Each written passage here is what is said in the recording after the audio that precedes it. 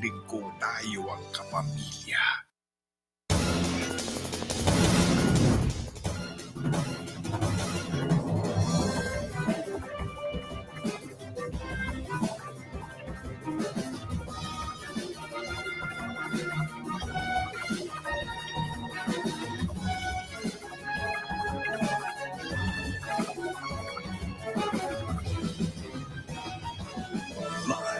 Mula sa ABS-CBN News Center, Manila, ito ang TV Patrol Weekend!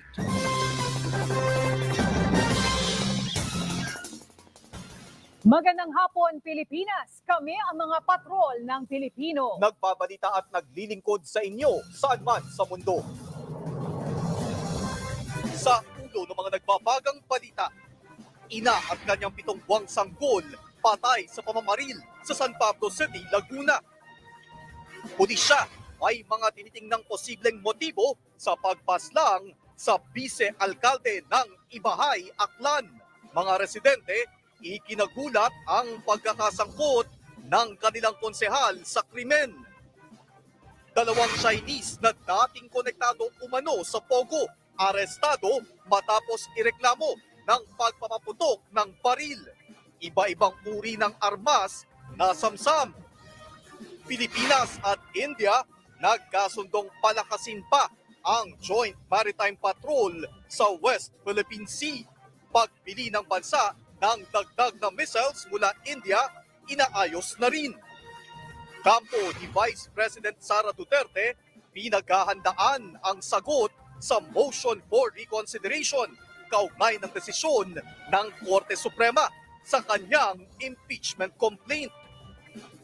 At South Korean superstar Yoon Bin magiliw na nakipag-bonding sa kanyang Pinoy fans. Charo Santos, naka-selfie pa ang aktor.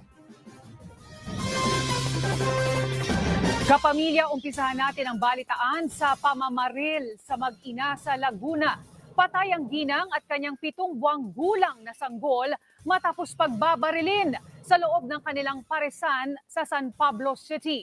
Sugatan din ang lola ng bata. Nagpapatrol, Dennis Datu.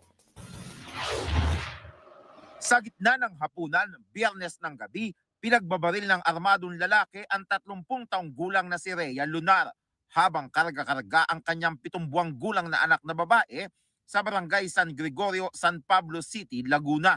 Nasa loob ng kanilang paresan ang mga biktima nang biglang pumasok ang sospek at pagbabarilin ang mag-ina. Sugatan naman ang ina ni Rhea.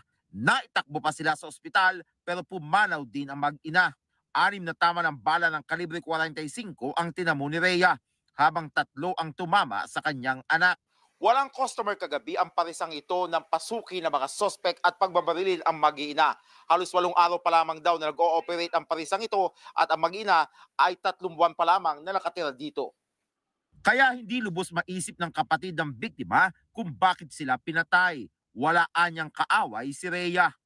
Sobrang sakit. Siyempre kapatid na pamangkin. Sobrang hirap naman sa lahat. Siyempre, una-una yung mahal namin ng kapatid namin. Naniniwala ang San Pablo City Police na planado ang pagpatay sa mag-ina. Ang target talaga dito yung mag-ina. Kasi yung lola, tumama fragment na lang yung bala. Talagang sinubaybayan. Pinulano talaga ito. Kasi pabalik-balik na yung motor. Kumuha pa ng check po yung suspect natin. Na-recover ng mga pulis ang motorsiklong sinakyan ng mga suspect sa barangay San Joaquin. 2 motibo ang pinag-aaralan ng mga investigador pero hindi muna nila ito idinetalye. Iuuwi naman ang labi ng mag-ina sa barangay Pulo sa San Antonio, Quezon. Dennis Datu, ABS-CBN News, San Pablo City, Laguna. Arestado ang 2 Chinese na nahulihan ng mga baril sa loob ng kanilang bahay sa barangay Valenzuela, Makati City. Ayon sa pulisya, dati silang konektado sa Pogo operations. Nagpapatrol, Liza Aquino. Sa bisa ng search warrant, pinasok ng mga tauhan ng Makati Police ang bahay na ito sa Barangay Valenzuela pasado alas 9 Biyernes ng gabi. Ayon sa ating informant, no, ang ating mga suspect ay mahilig magpaputok ng barel sa firing range. So base doon sa information at may mga report na dito sa bahay nila, mahilig silang maglaro ng kanilang barel. So with that information, tinrabaho ng ating mga operatives. Pero since ito ay mga dayuhan, hindi sila authorized na magkaroon ng barel. Itinuro mismo ng mga suspect kung saan nila tinatago ang mga baril. Ang ilan, nasa kabinet ng mga kwarto nila. Nakumpiska ng mga tauhan ng Makati Police mula sa mga dayuhan ang isang caliber 45, 357 revolver, sniper rifle na caliber 22 at isang shotgun. Ayon pa sa pulisya, dati rin umanong nagtatrabaho sa Pogo ang mga dayuhan, ngunit ngayon ay may ilang negosyo sa Metro Manila gaya ng mga restaurant. Valid naman ang kanilang mga visa ayon sa PNP. Accordingly, matagal na sila dito sa Pilipinas. Yung isa dyan ay pabalik-balik na since 2016. Yung isa ay dumating sa Pilipinas ng 2017. At initial information ay engaged into Pogo before. Nakakulong na sa Makati Police sa mga dayuhang suspect na maharap sa reklamong paglabag sa Republic Act 10591 o ang Comprehensive Firearms and Ammunition Regulation Act. Liza Aquino, ABS-CBN News. Critical pa rin ang kondisyon ng 15 anyos na dalagitang binaril umano ng dati ng nobyo sa Santa Rosa, Nueva Ecija. Nakaburol naman ngayon ang suspect matapos bawian ng buhay nitong Biyernes ng hapon.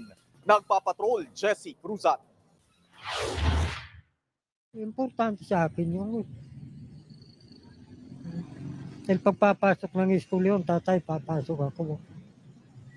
Tatay, doon ako sa eskwela ko, magagawa kami na assignment. Hindi mapigilang maluha ng 72 anyos na si Elmer Oliva habang inaalala kung gaano kabait at kalambing ang kanyang apo na kritikal pa ang lagay sa ospital.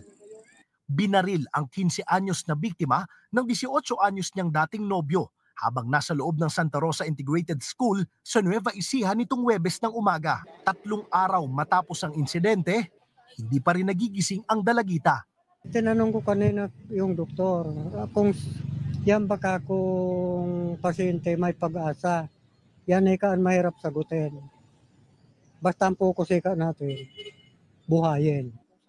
Ayon kay Elmer, tama ng bala sa kaliwang sentido ang tinamo ng apo. Magkamalay muna siya bago operahin. May mga nagpaabot na anyang tulong pinansyal sa kanila. Pero aminado si Elmer na hindi pa rin ito sapat sa posibleng gastusin sa operasyon ng biktima. Narinig ko 1 milyon daw. Yun ang sabi nila. Ay mahirap. Kakalain mo, 1,000 lang kung wala kang ko, mahirap hanapin. Samantala, nakaburol na ngayon ang sospek matapos magbaril sa sarili matapos niyang barilin ang ex-girlfriend. Tumanggi munang magbigay ng pahayag ang pamilya ng sospek. Isinailalim na sa ballistic examination ang caliber 22 revolver na ginamit ng sospek sa pamamaril. They inform me na walang serial number. But then we are looking for remedies na baka sakaling matrace pa rin, like macro-etching. So itatry namin na itrace kung sino sa mga kapamilya, kaibigan o kakilala na pwede niyang pinagkuhanan ng baril. Dahil sa trahedya, nagkaroon na ng inisyal na pagpupulong ang DepEd at pulisya sa posibleng paghihigpit sa seguridad sa paaralan. Nung huling pag-uusap namin lang DepEd sa Division Office, nabanggit na yan yung tungkol sa security, which is yung security kasi ng school na yon is galing provincial government. So they will be requesting for more security personnel. Patuloy na sinisikap ng ABS-CBN News na kunin ang panig ng administrasyon ng eskwelahan. Muli namang nagpaalala ang pulisya sa mga magulang na ugaling i-monitor ang mga aktibidad ng anak kasabay ng pagkakaroon ng bukas na komunikasyon upang mapag-usapan at mabigyang solusyon ang mga problemang pinagdaraanan. Jesse Cruzat, ABS-CBN News, Nueva Ecija.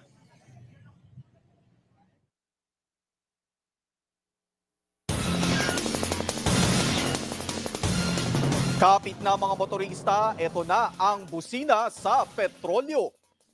Makalipas po ang 4 na linggong sunod-sunod na taas presyo, oil price rollback naman ang aasahan sa Martes po yan, August 12. ang tinatayang bawas presyo sa diesel. Maglalaro sa 1.50 hanggang 1.70 kada litro. Ang gasolina, 40 hanggang 60 sentimos kada litro ang tapyas, habang ang kerosene, 1.20 hanggang 1.40 ang bawas kada litro.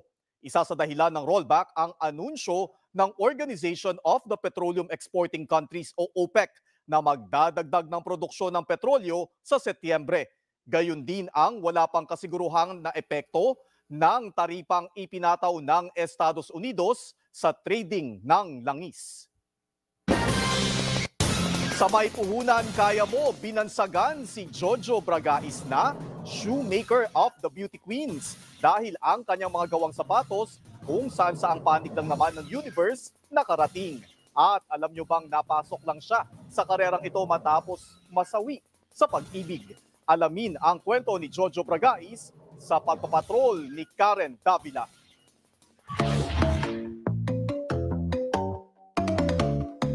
Kasama natin ngayon ang Queen's Shoemaker, the one and only Jojo Bragais. Paano mo to sinimulan, Jojo? Ikwento mo. Sa paggawa ng pageant shoes, actually accident siya eh. So 2013, a good friend of mine joined Binibining Pilipinas, Yvette Santiago.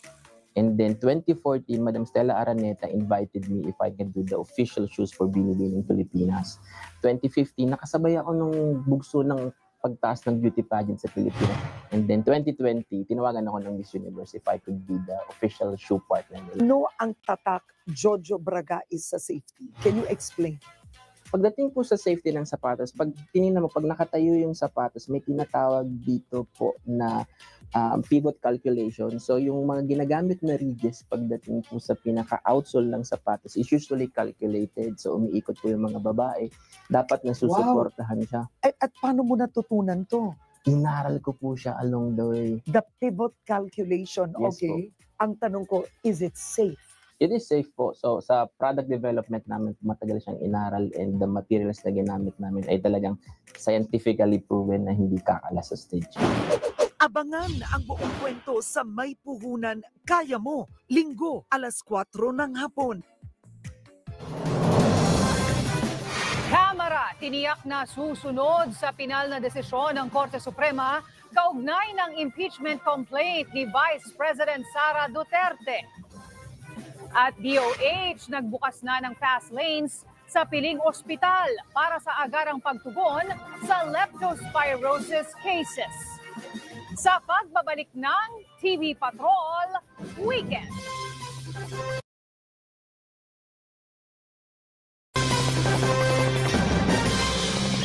Bumuo si Pangulong Ferdinand Marcos Jr. ng review committee para pag-aralan ang mas epektibong paraan laban sa problema ng online gambling. Naniniwala ang Pangulo, hindi solusyon ang total ban. Kailangan anya ng masusing pag-aaral para makabuo ng mas epektibong polisiya tungkol dito. Dagdag ng Pangulo, dapat matukoy ang pangunahing suliranin para makapagbigay ng nararapat na solusyon, maliban anya sa pagbabawal sa online gambling. But in my opinion, ban will not take care of the problem. We have to be a little bit more measured in our response. If it comes down to a ban, then we will ban. But if there are better solutions than a ban, we will take those on.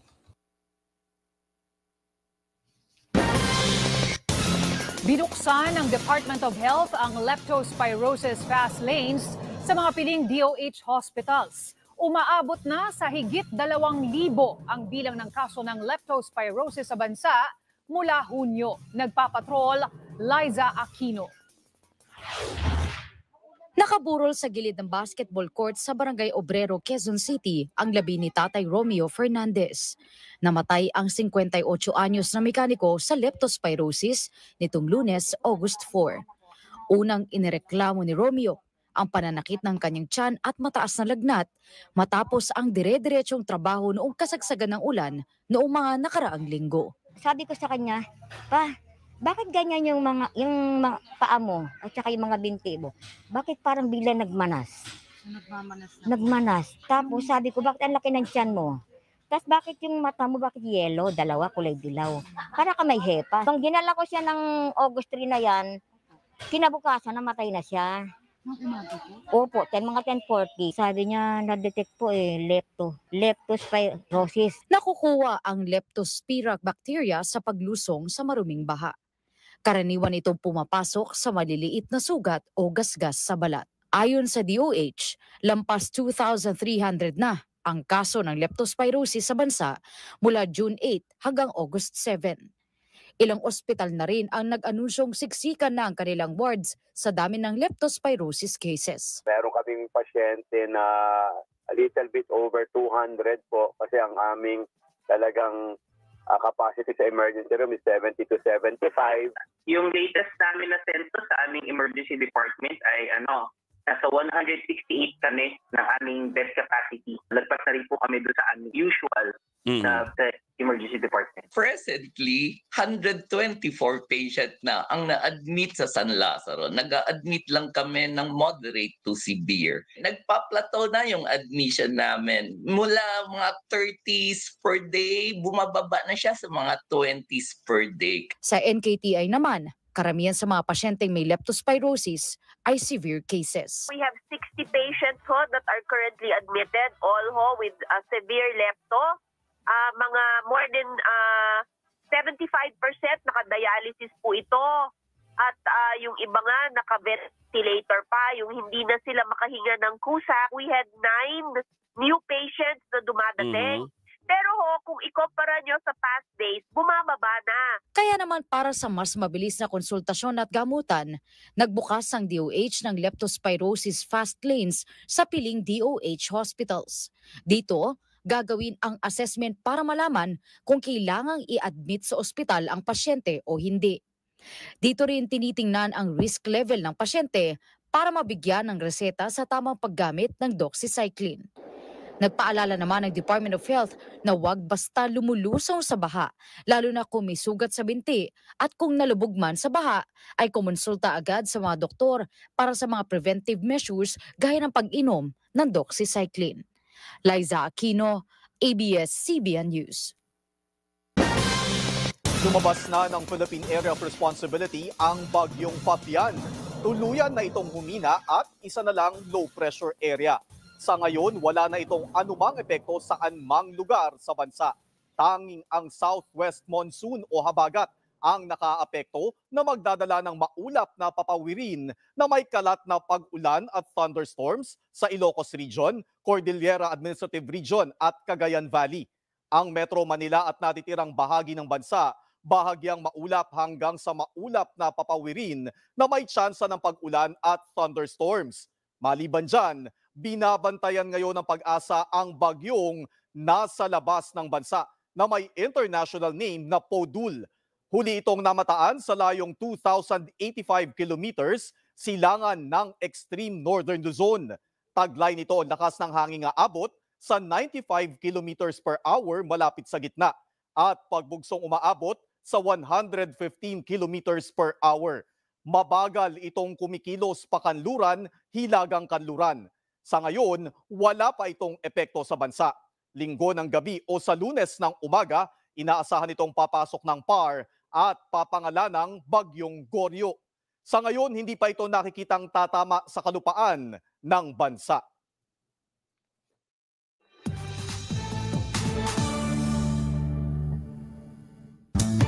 Posibleng makasuhan ang magkapatid na Aljur at Vin Abrenica dahil sa umano'y hindi pag-promote ng kanilang pelikula.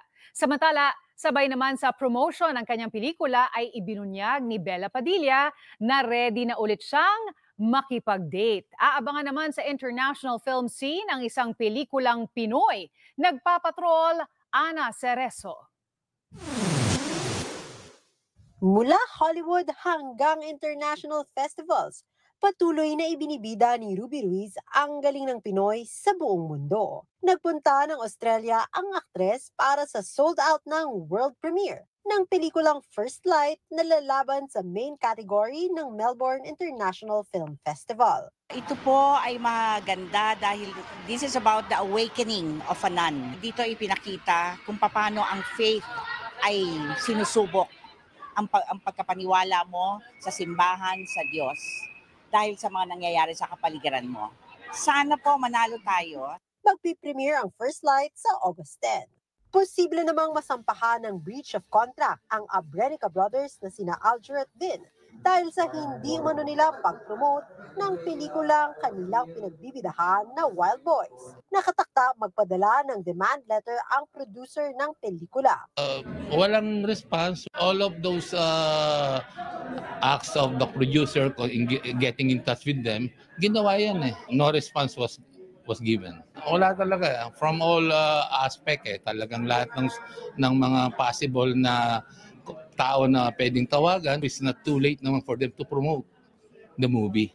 Dismayado ang co-actor ng magkapatid na si Nico Loco. Yeah, there was a day specifically na init ng ulo ko because I waited and they waited 6 hours for a certain actor to show up and hindi siya nag-show up. Iginit naman ang management ni Alger at Vin na miscommunication at malabong contract ang dahilan ng issue at handa silang mag-promote. Wala rin umanong schedule na binigay sa kanila. Pagkatapos naman ng promo schedule ng 100 awit para kay Stella, ang sequel ng 100 tula para kay Stella, humirit ang bida ng pelikulang si Bella Padilla na bukas na ulit siyang makipag-date. Ito'y matapos siyang makipaghiwalay sa kanyang boyfriend of 5 years. Yeah, why not? I love falling in love, so I don't think there's anything wrong with putting yourself out there. Yeah. Kaso hindi na marunong mag-date ng 2025, so definitely one of the biggest factors was me moving back. Makakasama ni Bella at JC Santos sa sequel si Kyle Echari na malapit na ring mapanood ang father-son movie nila ni Piolo Pascual. Nilinaw naman ni Kyle ang relasyon nila ni Papa P. Mali naman po talaga yung iniisip ng mga tao. May masasabi lang po talaga yung mga tao. Pero kapatid ko po yan si Piolo. Hindi ko po siya dito. Kasi para kami magkapatid po talaga, promise. He's like a brother, he's a best friend of mine. And kung anong isipin po ng mga tao, sa kanila lang po yan. Pero alam namin na magkapatid kami, we're best friends. Ipapalabas ang 100 awit para kay Stella sa mga sinihan sa September 10. Ana Cerezo, ABS-CBN News. Umano'y underwater drone na tagpuan ng mga mangingisda sa laot ng Bolinao, Pangasinan. Ilang residente ng Ibahay, Aklan ikinagulat ang pamamaslang sa kanilang vice-alkalde ng suspect na konsehal. Sa pagbabalik ng TV Patrol Weekend.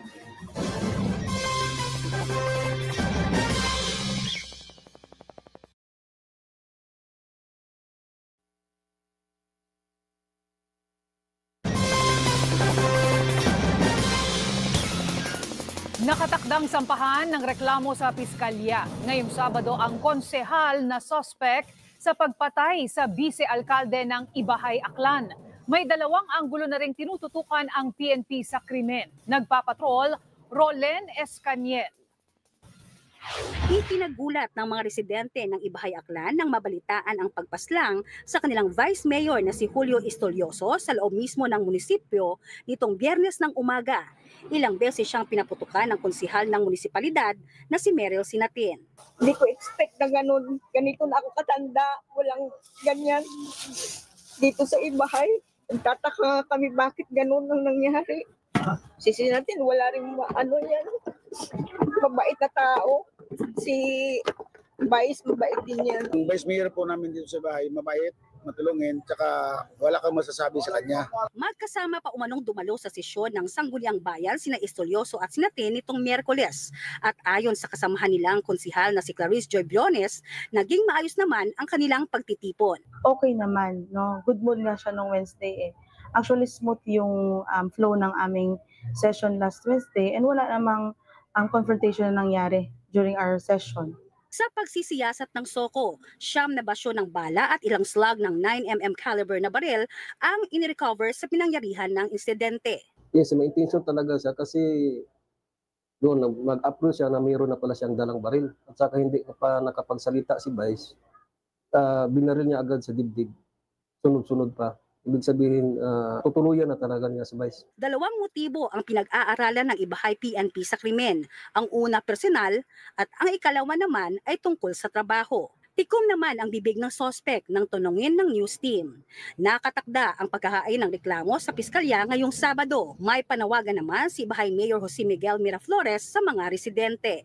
Humingi tayo ng prayers, lalo na rin sa pamilya ni Vice Mayor Julio, at mabigyan din ng clarity yung pamilya na mabigyan ng oras para yung bayan ay maka-recover at mabalik natin sa normal yung panerbisyo. Kinundi na naman ng Vice Mayor's League of the Philippines ang pagpatay sa kasamahan. The DMLP will assist and coordinate with the department authorities to conduct investigation para naman yung mga vice mayors ay proteksyonan. To think na sa loob mismo ng opisina yung Sangguniang Bayan nangyari yun. Nakatakda rin ngayong Sabado ang autopsy sa labi ng biktima at hinihintay pa ang detalye sa burol ng Vice Alcalde Roland Escaniel, ABS-CBN News. Ibahay, Aklan.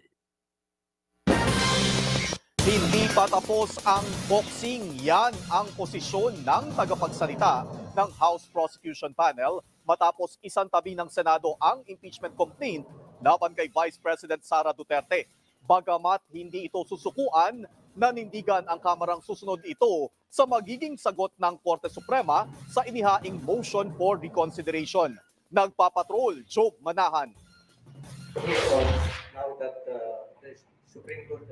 Hindi nawawala ng loob ang House Prosecution Team sa kahihinatnan ng Articles of Impeachment laban kay Vice President Sara Duterte. Kahit na isinantabi ito ng Senado, kasunod ng deklarasyon ng Korte Suprema na labag ito sa saligang batas. Hindi kami susuko na porke in-archive na tapos na ang boxing. Umaasa pa kami na pakikinggan kami ng kataas-taasang hukuman. May pagkakataon pa, meron pang chance na dinggin kami. Giit pa ni Bukoy, kailangan munang hintayin ang desisyon ng mataas na korte sa inihaing motion for reconsideration. Kung di pumabor ang mataas na hukuman, tatalima sila sa desisyon. Hindi ko namin susuwayin yan. Susundin namin yan. The House will not cause the constitutional crisis. Di po ba? The Constitution, the reason, the catalyst for the constitutional crisis will never be caused by the House. Sakali namang katigan ng Korte Suprema ang motion for reconsideration o MR at baliktarin ang una nitong desisyon. Sabi ng eksperto, hindi agad mabubuhay ang kasong impeachment laban kay Duterte na inarchive ng Senado. Aminado ang House Prosecution Panel na dagdag hamon ito pero babantayan nila ang sagot ng Senado. Baka itong pagbaliktad ng Korte Suprema, kung mangyayari man iyon, hindi natin alam kung mapababaliktad din natin yung archival or mabubuhay kaagad yung kaso. Ito na po siguro yung pinakamatagal natin na impeachment case sa kasaysayan natin. Pero hindi pa ho tayo umaabot dun sa ebidensya. But with the archiving, may layer na naman. Dalawa. Una, kinakailangang may magmosyon sa mga senador to revive or to take it out of archive. The motion is not enough. Kinakailangan pagbotohan. Kung bumoto sila na hindi, to reject, saan tayo pupulutin? Kangkungan? Then that will now bring us to a constitutional crisis. May posible namang bagong argumentong pwedeng ihain ang mga nais mabaliktad ang desisyon ng Korte Suprema na labag sa konstitusyon ang Articles of Impeachment kay VP Duterte.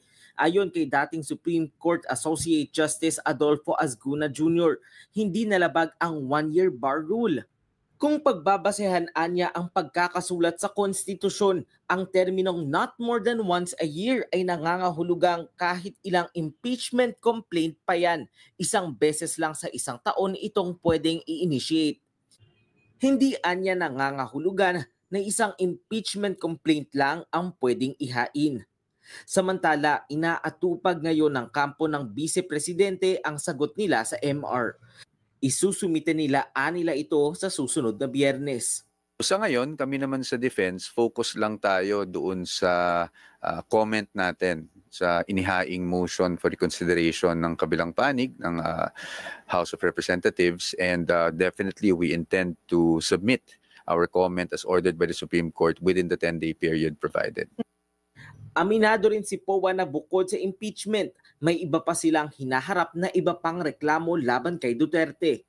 Meron pa tayo yung mga ibang kasong naihain laban sa kanya o reklamong na nahihain laban sa kanya. Meron tayo sa DOJ, meron tayo sa Ombudsman, and then of course there's an ongoing petition for review sa Commission on Audit doon sa mga naging findings. Una nang sinabi ni Vice President Sara Duterte na habang nananaig ang desisyon ng Korte Suprema, dapat itong galangin ng lahat. Job Manahan, ABS-CBN News. Pinaghahandaan na ng Department of Transportation at Department of Budget and Management ang isasagawang rehabilitasyon ng EDSA Bus Carousel. Nag-inspeksyon ang mga opisyal para ilatag ang plano para sa iba-ibang istasyon ng busway. Sabi ng DOTR, may bagong 2 istasyon din ng bus ang gagawin sa Cubao at PITX. Nagpapatrol, Johnson Manabat. Tinatayang higit 250,000 pasahero kada araw ang gumagamit ng EDSA Bus Carousel. Kabilang dito ang mga suking pasahero na sina Gerald at Mitzi. Pakiusap nila, sana ay maisaayos ang pasilidad at ang mga bus dito para sa ikagiginhawa ng kanilang biyahe. Pagbaba ng mga tao dito, halimbawa pagsasakay sila, dire-diretso pasok na lang, wala man lang ayos na pila. Nahihirapan din ako. Pero hindi naman natin may iwasan na nagpapawis yung mga mamamayan na sumasakay, naiiwan yung amoy nila. Yung quality ng seating natin, dapat na-maintain. Yun ang gagawin natin sa lahat para mapaganda natin. Pinaplano naman na ng pamahalaan ang malawakang rehabilitasyon ng EDSA Bus Carousel. Nag-inspeksyon ng mga opisyal ng Department of Transportation at Department of Budget and Management sa busway na nasa bahagi ng Quezon City bilang paghahanda sa pagsasaayos nito. This year, sisimulan na natin Phase 1 and 2, each worth roughly about 200 plus million. All of this will be finished by next year. So we're here to start the construction already. Kasama sa Phase 1 ng EDSA Busway Rehab, ang 4 na istasyon, kabilang ang Monumento, Bagong Barrio, North Avenue at Guadalupe Station. Magdadagdag din ng 2 bagong istasyon sa Cubao at PITX sa pag-usad ng Phase 2 ng proyekto. Pag nagpaplano tayo, ang priority natin yung mga commuter. No, kasi for the longest time, lagi nakatutok lang tayo sa sasakyan. So ngayon, it's about time. Commuters naman ang ating iniisip. Target na mai-award ng kontrata sa mga bagong istasyon sa Oktubre ngayong taon.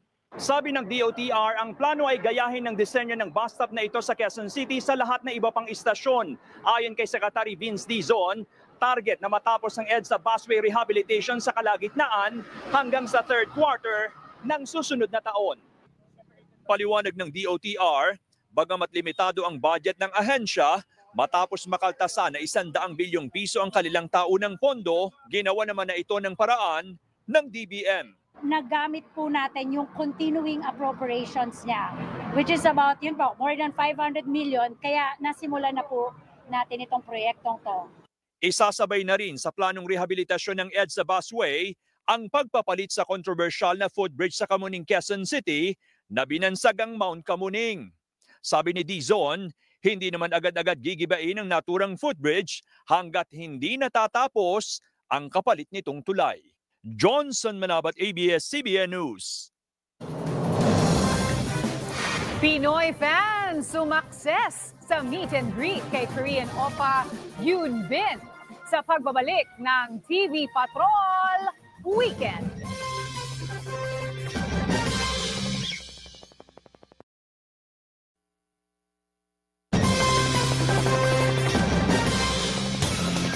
Nagkasundo ang Pilipinas at India na palakasin ang joint military cooperative activities sa West Philippine Sea. Kamakailan lang nagsagawa ng joint patrol sa unang pagkakataon ang dalawang bansa. Naiulat naman ang pagdami ng mga barko ng China di lamang sa West Philippine Sea kundi pati sa dagat malapit sa Batanes. Nagpapatrol, Paige Javier. mas palalakasin ng Pilipinas at India ang pagtutulungan at magkatuwang na aktibidad sa West Philippine Sea. Matapos ang kanyang 5-day state visit sa India, sinabi ni Pangulong Ferdinand Marcos Jr.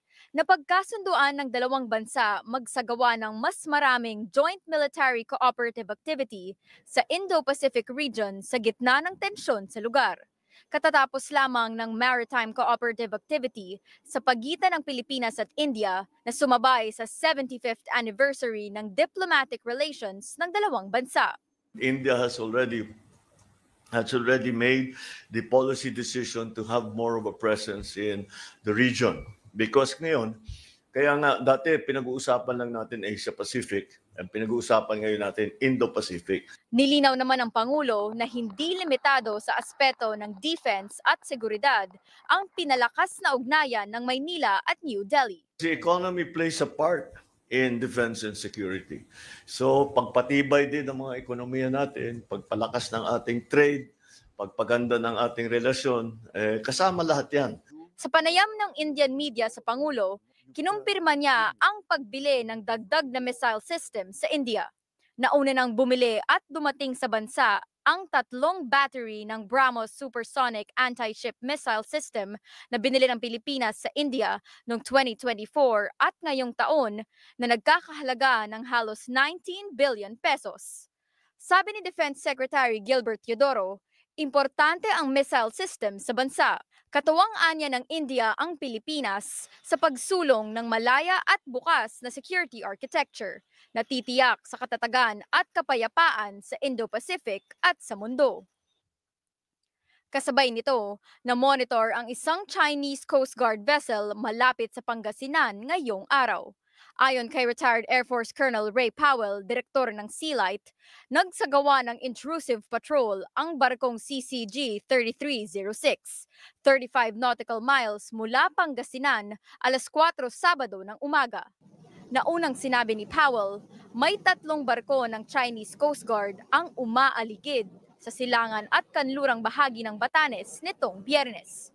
Kaugnay nito, iniulat ni Powell na umabot ng 17 barko ng CCG at 31 maritime militia vessels ang namataan sa exclusive economic zone ng Pilipinas. Nag-deploy ng eroplano ang Philippine Coast Guard para mapatrolya at sitahin ang mga dayuhang barko. Kinumpirma naman ni Commodore J. Tariela, tagapagsalita ng PCG, sa issue ng West Philippine Sea na nakarecover ng lokal na mangingisda ang umano'y underwater drone sa Bolinao, Pangasinan. Noong August 6, nakakita ng lumulutang na bagay ang mga mangingisda 149 nautical miles northwest mula Bolinao. Patuloy na iniimbestigahan ito ng otoridad. Paige Javier, ABS-CBN News.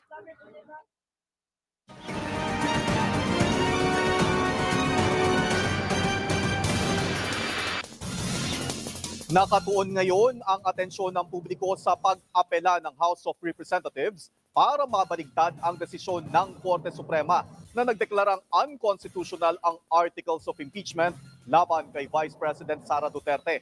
Naniniwala ang ilang eksperto sa batas na mahalagang magpatawag ng oral arguments ang Korte Suprema.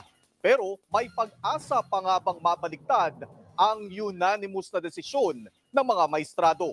Yan ang inalam natin sa Alamin ang Batas.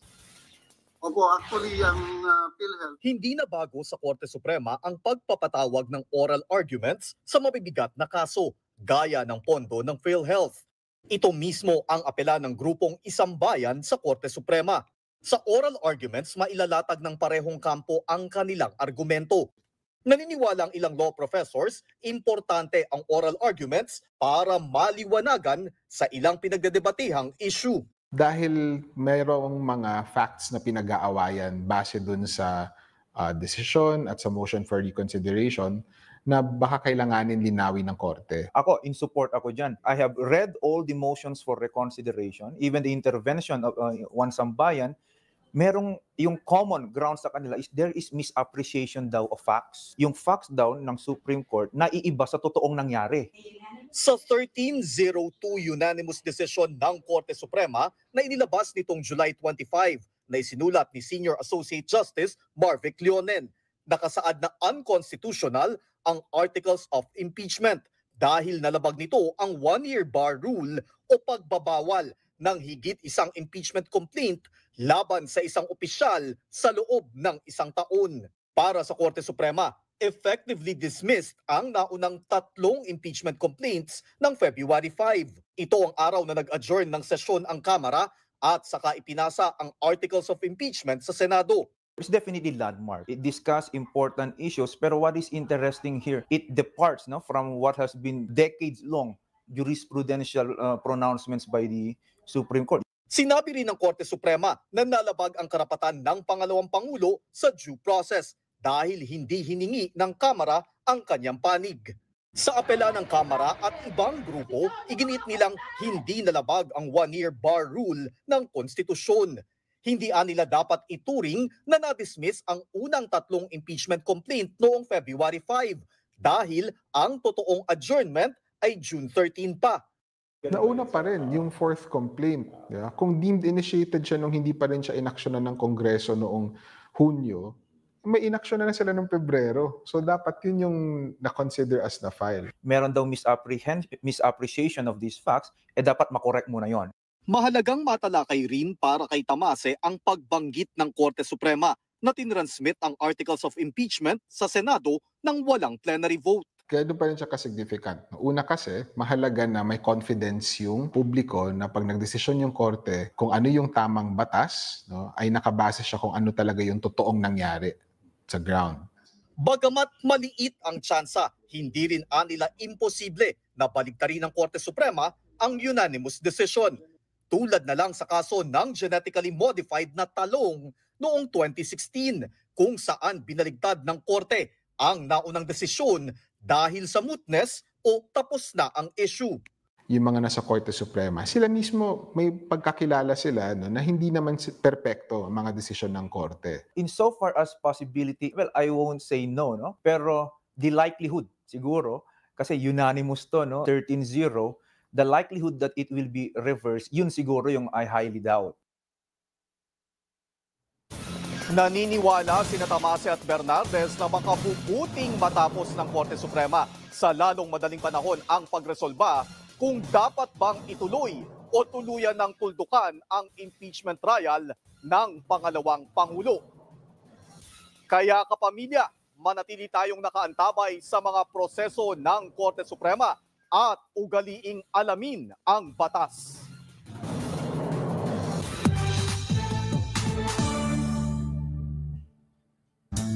Naglanding sa puso ng Pinoy fans ang charming Korean superstar na si Yoon Bin na nagkaroon ng masayang meet and greet sa bansa.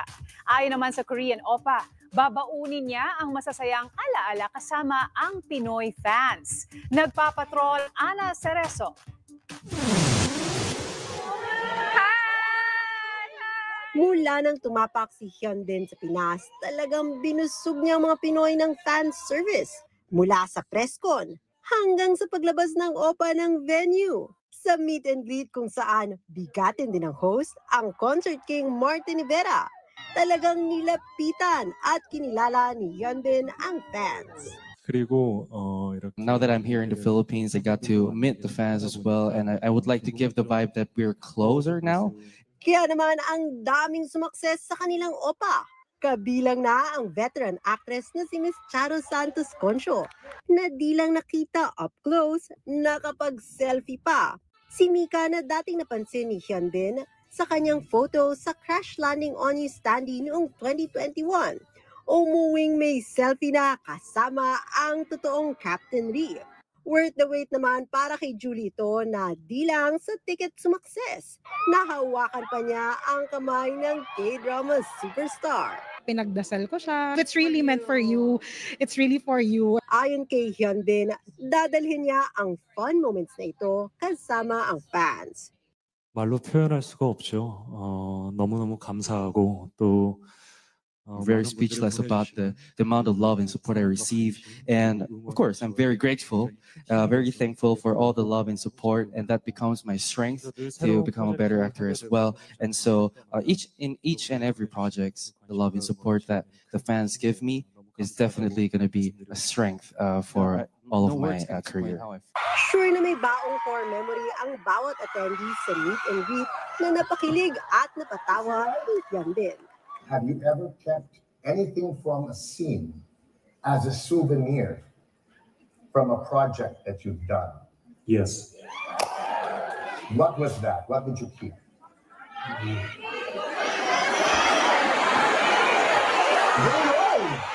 She told me, my wife. Masayang fans dahil tinupad ni Yoon Bin ang kanilang K-drama dream. Ana Cerezo, ABS-CBN News. Andito po si Sonia Jean ng Pilipinas. At yan po ang mga balitang nakalap sa aming tuloy-tuloy na pagpapatrol sa Kapamilya Channel, Kapamilya Online Live at A to Z. Para sa iba pang balita, mag-log on po sa abs-cbn.com. Napakikinggan din ng TV Patrol sa DZMM, Radyo Patrol sa 6:30. Ako po, si Adrian Ayalin. Napapanood ang live ang TV Patrol Weekend at replay ng iba pang mga paborito ninyong palabas sa iwant.ph. Sama-sama rin po tayo gabi-gabi sa All TV. Sa ngalan ng ABS-CBN News in the service of the Filipino, ako po si Zen Hernandez. Andito kami, naglilingkod sa inyo saan man sa mundo.